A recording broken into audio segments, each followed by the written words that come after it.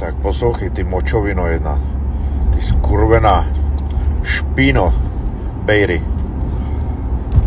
Jdeš na tiskovku, kde jsou samý mladí lidi a děláš tam chytráka.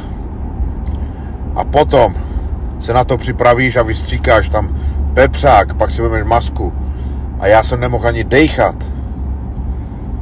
Ty lidi si tam mohli ublížit. Ty skurvená chcánko jedna, pojebaná, až tě potkám. Dostaneš takový facky ode mě. I mrtko jedna, zajebaná, skurvená. Nemohl jsem ani dejchat. Fuj, vystříkáš tam pepřák, no tak. Počkej.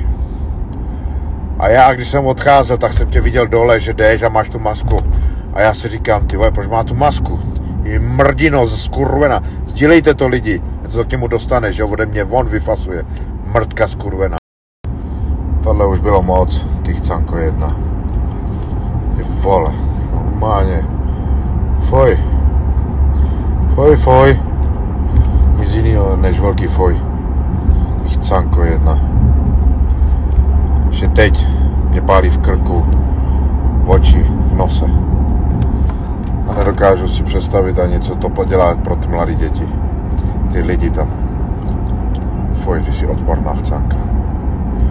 Odporná chcánka. A to se ti teď vrátí, neboj se. Chcánko jedna, promáčená.